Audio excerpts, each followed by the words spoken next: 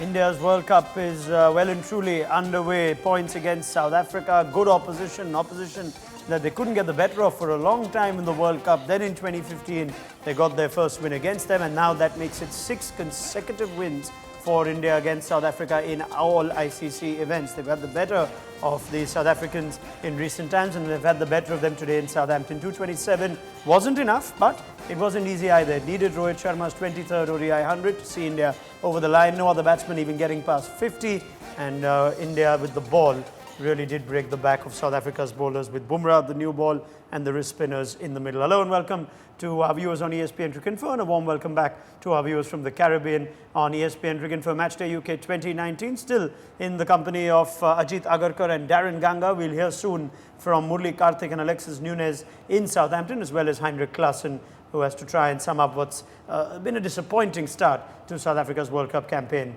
Interesting words from the South African captain. Maybe I'll start with that, showing how perhaps, I mean, speaking of making the point that we were making a little earlier, Darren, they needed someone to bat almost the way Rohit Sharma did. Has praise for his bowlers, but also says he was limited in terms of resources. Do you sympathize with the South African situation?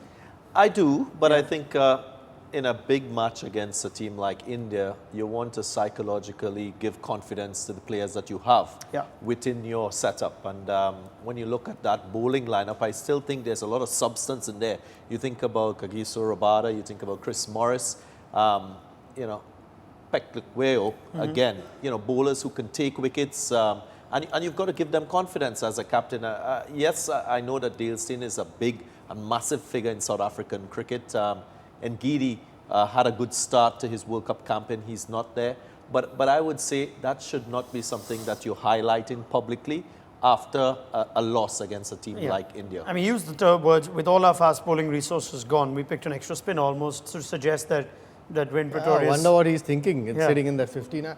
Yeah, I mean, if he was actually looking for a seamer, there was a seamer available. I mean, you're never going to get a quality of Dale Steyn from anyone. I mean, he's a once-in-a-generation bowler for South Africa. So, that's why I was a little bit surprised. Why wasn't the worst move to play Shamsi? I mean, if obviously he's not read the wicket well, I don't think both captains expected the wicket to do as much as it eventually did, or be a little bit tricky. In fact, the pace was a little bit inconsistent. Few sort of held into the pitch.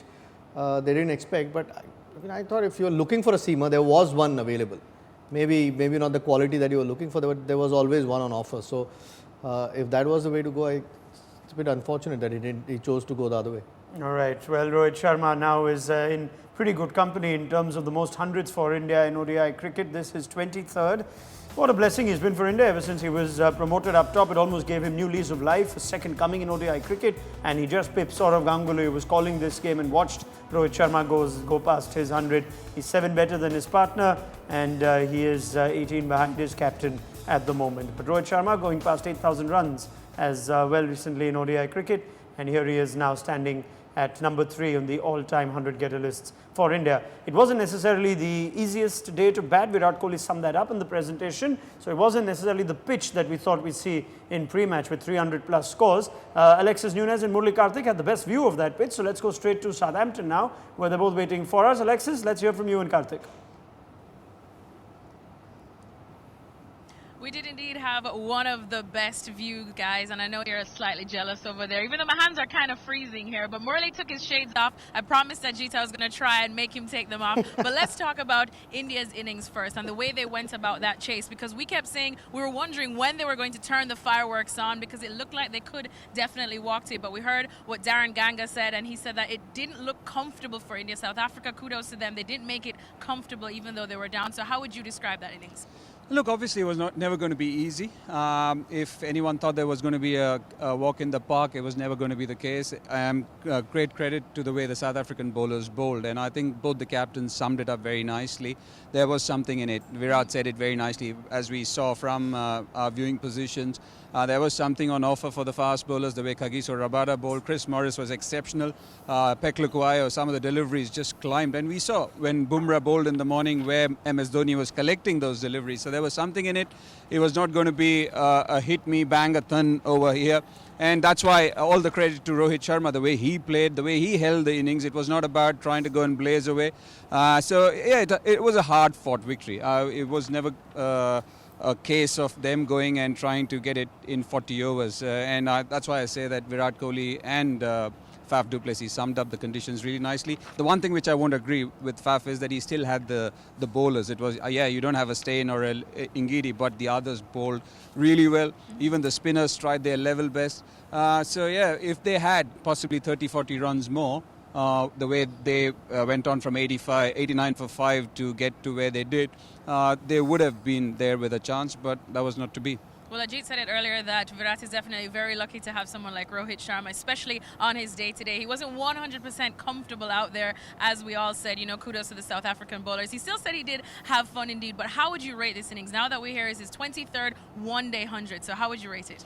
Look, it has to be one of those innings which in a winning cause has to be rated really highly, because it's not about those innings which look really flashy and good and elegant. Sometimes it's those hard-fought innings. You can never call Rohit Sharma an ugly 100, because he always gets good runs, but he had to bide his time. There were times when they bowled with a slip, they bowled with a short leg and silly point and slip, which we saw with MS Dhoni. So you have to bide your time. You had to take those moments where you can attack, where you can play those shots, and against spinners he did. Every now and then he ran at them and deposited them over the boundary. So it was that kind of an innings where you sum up the situation, you realize that Shikhar has gone early. It's not going to be that kind of an easy surface for anyone coming in, and absolutely a different kind of a match-winning innings today. And in the press conference yesterday, Virat Kohli said that India were in an interesting position. They were just absolutely itching and impatient to finally get out there and really see how they function as a team at this World Cup. How important was it now, and how much of a relief is it, being as someone who's been there, to finally start this World Cup with a win like that? Yeah, absolutely right. Sometimes you're just watching the others. You can say that, it's an advantage. We've looked at others, but at the end of the day, you're also itching to go out there and play, because that's what the others are doing. So from that point of view, to go there and get a win under the belt, exceptional from India, it just soothes your nerves. Every game, first game is always important. And as Ajit pointed out rightly in the morning, if and only if Faf had asked India to bat, could we have seen a different game? I guess we will see indeed. But I have one quick question, because I have to stir up the pot a little bit, and maybe the guys in studio can chime in on this after, because I was hanging out with some of our colleagues from other channels and whatnot, some English broadcasters, and we hear the word favourites thrown around at this World Cup, especially attached to England now. But a former England cricketer that happens to work in broadcasting now happened to say, when Rohit Sharma was batting, he said, honestly, India really are the team to beat. Let's all just be honest. They are the ones that are looking at favourites, even though this was well before the match was doing. How do you see it, Murli, even though we are in early days?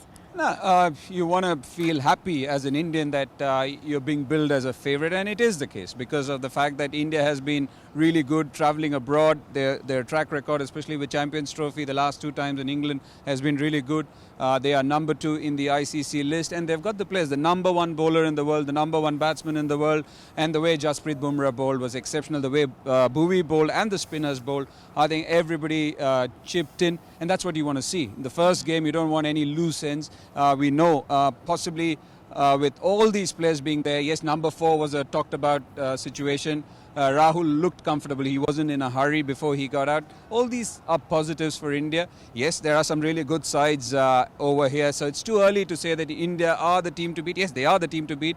But you only, as an Indian fan and as a former Indian cricketer, you only hope that they go all the way. All right, thank you so much, Murli. So guys, let me know what you think. India looking like favourites, because we know that the Indian fans come out in their droves and they make them feel probably a little bit more at home than England might be feeling here.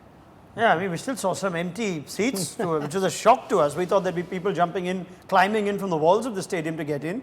But before we leave you, Karthik and Alexis, one quick question. Karthik, we spent the first couple of games, especially the one against Bangladesh, really going hard at South Africa's body language, not quite where you want it to be. That catch going down from David Miller, from what you observed in the field from South Africa, are they still a flat unit? Are they lacking that little bit of inspiration? Just give me your thoughts from what you saw.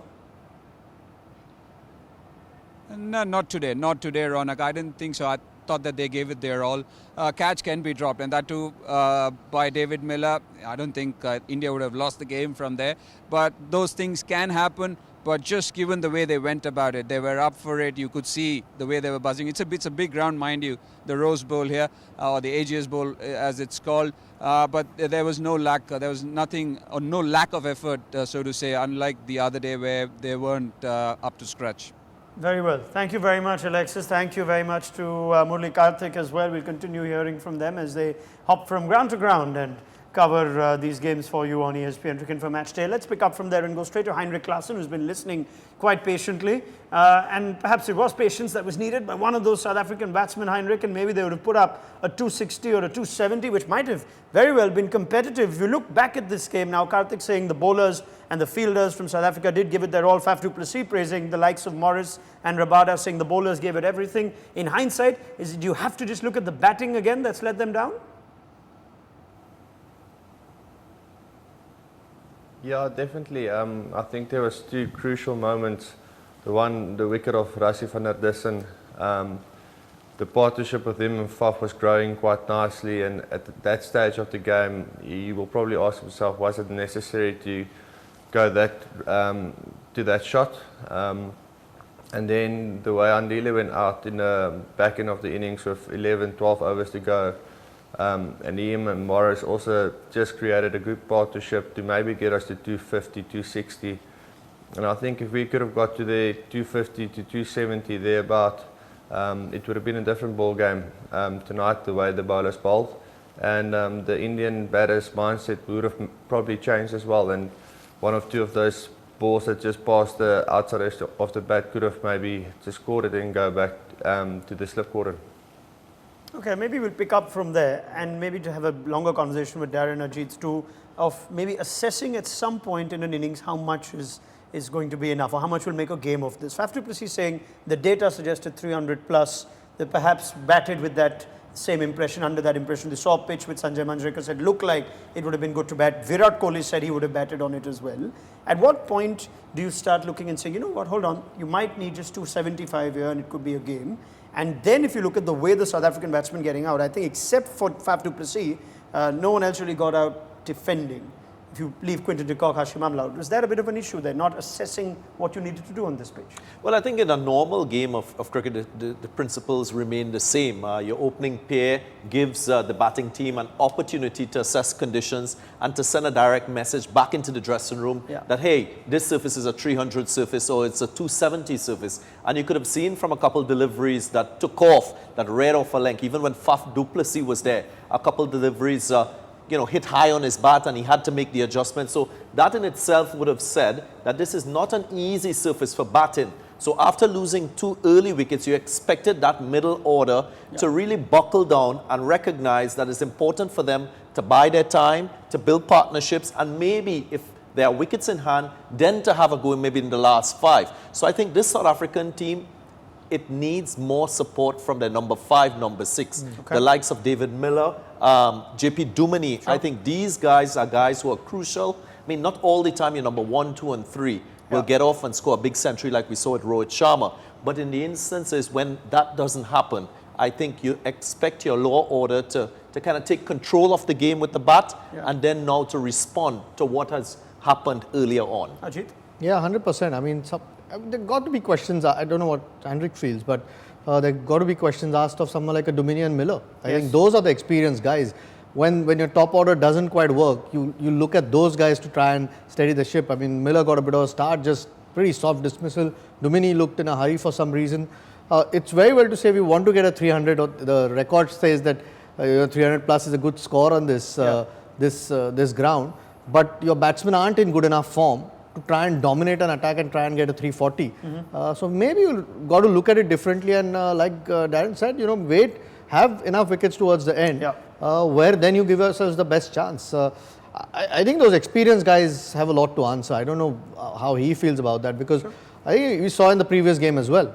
They both got a couple of scores but never threatened to take South Africa to a win, and those are experienced guys. I mean, I personally always look at experienced guys. The newcomers, you give them a little bit more leeway to sort of gain that experience. So if they win you games, great, but you always have a little bit of leeway for new guys. Yeah, I mean, you almost had the perfect template played against South Africa by Bangladesh, who set themselves up to get 280 and ended up getting 320, 330 by virtue of just having that late flurry and wickets in hand. Questions, like Ajit says, will be asked of this middle order. Let's see how they respond in their next game. But let's still give full credit to Rohit Sharma. We've almost not given him the due that he deserves in the way that we're going after South Africa and looking back at the first innings. But very prolific against just about everyone. And we're just looking at strike rates against individual bowlers. The leg spin of Tahir wasn't a problem, neither was the wrist spin of Tabraiz Shamsi. Rabada played him well at a strike rate of 82. Peklo has been quietly the best bowler for South Africa, you'd think, this series, this World Cup. And Chris Morris too played with calm. I think Rohit showed the assessment of what needed to be done. Even though this was 225, it's not like it could have been done by anybody else. Took responsibility. For you? Yeah, I mean, it helps when you have a target in mind, you know the conditions. I think the first few overs from Rabada and then when Morris came on to bowl, told him that this is not going to be an easy chase. You can't just have a free-flowing innings. I mean, if it works, great, once you're set, but it was always going to be tricky. I don't think any batsman got into a rhythm where you could just stand and hit through the line. You had to be watchful, and that's why he's got 2300s, that he's assessed those conditions well, especially after India's loss. Two of their top three, who they've banked on so much, Virat and Shikhar, he's taken that responsibility. And with the ability that he has, he's always going to hit some boundaries, or he's going to have that option of hitting a boundary or finding a gap, once he's set. So, terrific innings. I think it would have been a very, very close game if Rohit doesn't get that 120 odd. I mean, so stating the obvious, but it would have been really close. It's a vital innings from Rohit Sharma. Let's move forward. South Africa have 5 days to sit back and reflect and try and change things. They're going to stay in Southampton where they'll be playing the West Indies. So, Heinrich, if you were part of that dressing room right now, obviously Faf du Plessis mentioning at the presentation that the dressing room is hurting, the morale's a bit down. What's it that you'd want the boys to say? What's it that you'd want to hear from Faf du Plessis try and lift this team? Because the World Cup isn't over. There's still a long way to go.